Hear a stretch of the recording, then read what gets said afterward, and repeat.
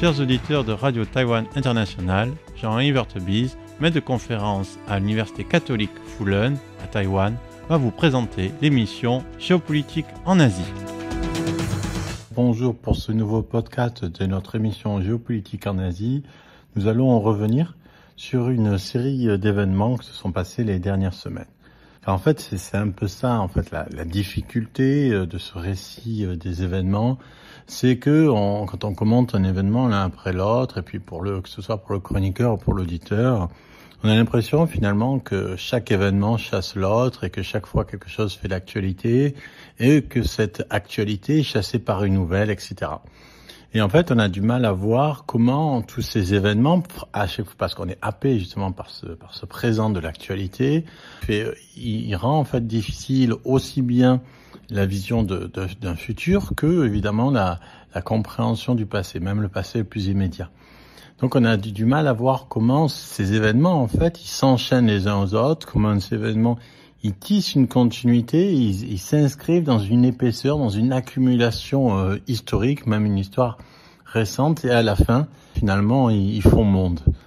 Donc, par exemple, si on prend cet événement qui a eu lieu il y a déjà quelques temps, début septembre, de la parade militaire à Pékin de la Chine, qui visait à célébrer la défaite du Japon, liée à sa reddition à cause des bombardements alliés et surtout évidemment des frappes nucléaires de Hiroshima et Nagasaki le 6 et 9 août 1945. Donc la Chine, 80 ans après, a fait cette grande célébration, si on peut dire, de la défaite japonaise, qui était en fait et surtout une manière de manifester sa puissance. Donc cet événement, il a été là, on en a parlé, on en a commenté ces aspects militaires, la manière dont la Chine se manifestait. Et effectivement, c'était pour la Chine une manière d'affirmer son pouvoir. Alors il y a eu beaucoup d'éditos avec cette représentation, cette photo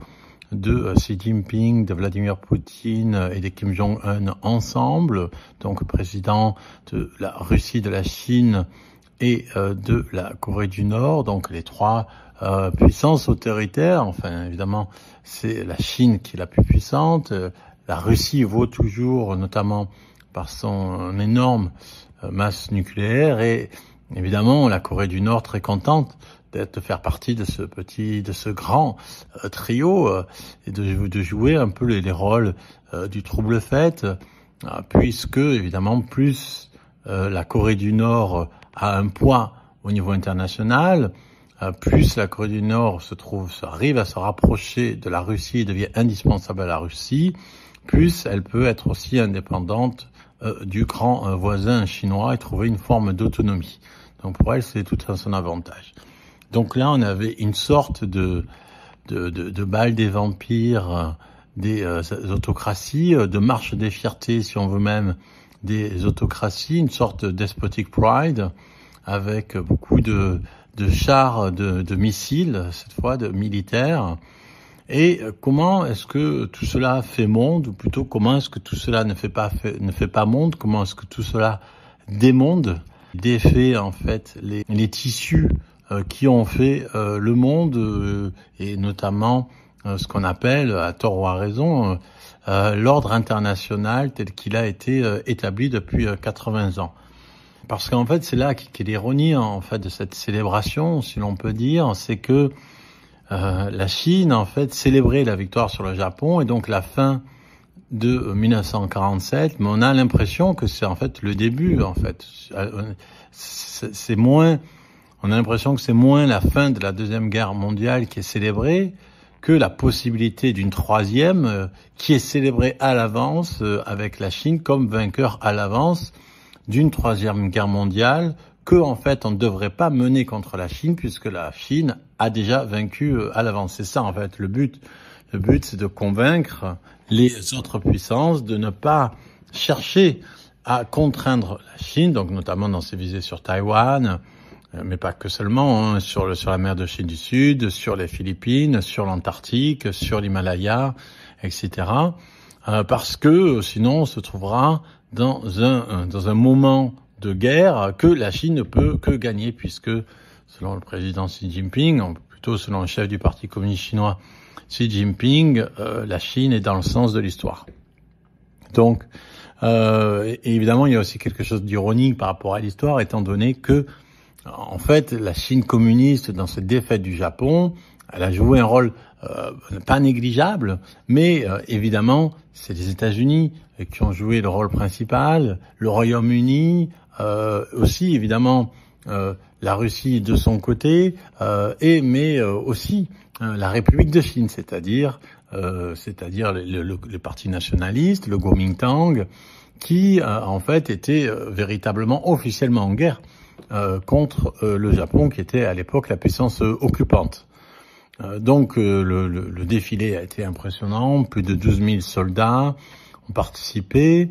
Il y a Xi Jinping inspectait les troupes, Li Qiang était le maître de cérémonie, le général Han Changyan, le commandant en chef du défilé, et bien entendu, l'un des buts aussi de ce défilé, c'est pour la Chine de réaffirmer son contrôle sur la chose militaire, alors qu'il y a une valse de dirigeants militaires, de commandants, qui en fait, pour des raisons qui en réalité nous échappent, même aux plus fins pékinologues, donc sous des prétextes de corruption, une purge de l'appareil militaire et parfois de gens qui ont été nommés par Xi Jinping, proches de Xi Jinping. Est-ce que c'est un moyen de contester l'autorité de Xi Jinping?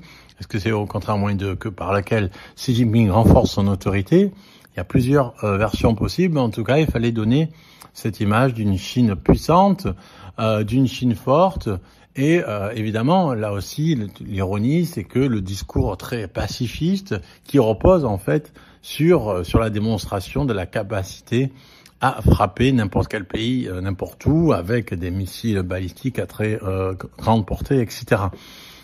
Et dans son discours d'ouverture, qui était donc évidemment emphatique, plutôt, c'est-à-dire assez évidemment toujours dans cette idée de la gloire et des symboles et de l'interprétation historiciste du devenir du monde, et évidemment une interprétation aussi révisionniste, mais la Chine est une puissance révisionniste, c'est-à-dire qui réinterprète l'histoire de façon à justifier son présent. Et non pas qui interprète l'histoire au point de vue de la réalité historique. L'histoire n'a pas de sens en tant que réalité, en tant que ce qui s'est passé vraiment. Elle a un sens seulement politique. Qu'est-ce que je peux en faire? En quoi ça peut être utile pour satisfaire mes besoins de propagande, pour cautionner mon règne. Donc, Xi Jinping a déclaré que grâce à un immense sacrifice national, le peuple chinois avait apporté une contribution majeure au sauvetage de la civilisation humaine et à la sauvegarde de la paix nationale. Donc, autrement dit, donc Xi Jinping ici retourne un petit peu l'histoire en disant qu'en fait, c'est la Chine finalement qui a gagné contre le nazisme, ou du moins contre cette figure du nazisme que fut du fascisme, au moins que fut le Japon impérial. Et évidemment, du point de vue chinois, il y a toujours cette idée en fait messianique, et parce que d'une certaine manière, et c'est ça qu'il faut bien comprendre, c'est que du point de vue des idéologues chinois, la civilisation chinoise est là pour remplacer la civilisation chrétienne. Donc ça, c'est ce qu'écrit noir sur blanc certains idéologues chinois. C'est-à-dire que la civilisation européenne chrétienne a dominé pendant 500 ans. Maintenant, c'est autour de la civilisation confucéo-socialiste chinoise. Et donc, c'est une forme de récit messianique. Et la Chine est le sauveur de l'humanité, puisque c'est la Chine le vrai sauveur. Le Christ donc n'a pas sauvé les hommes. C'est la Chine qui va sauver les hommes en les introduisant à la culture, à la pensée chinoise avec des caractéristiques socialistes, ou au socialisme avec des caractéristiques chinoises. Dans cette fresque historique, l'Asie sinisée, en fait, c'est la vraie destination du monde, et l'Europe est le passé. Donc c'est en ça que c'est une sorte de retournement de l'eurocentrisme de Hegel dans un sinocentrisme socialiste, dit socialiste.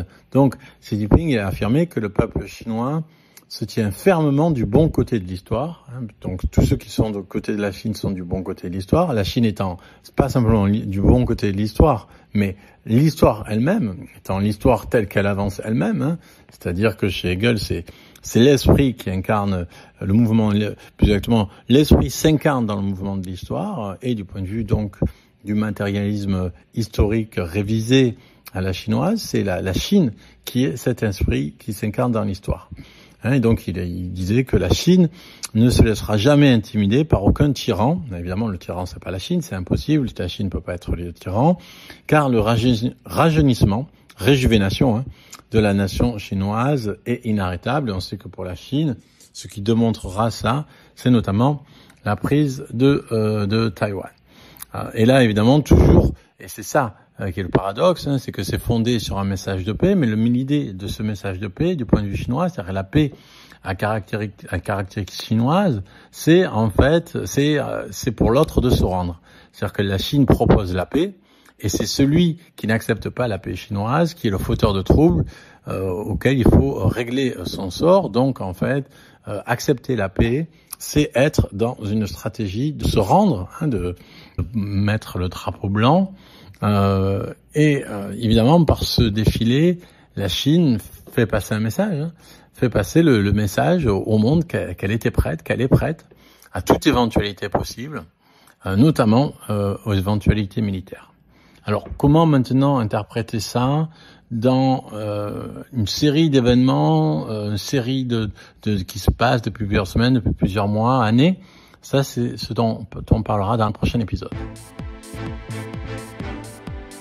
C'était Jean-Yves Heurtebise dans son émission Géopolitique en Asie pour RTI.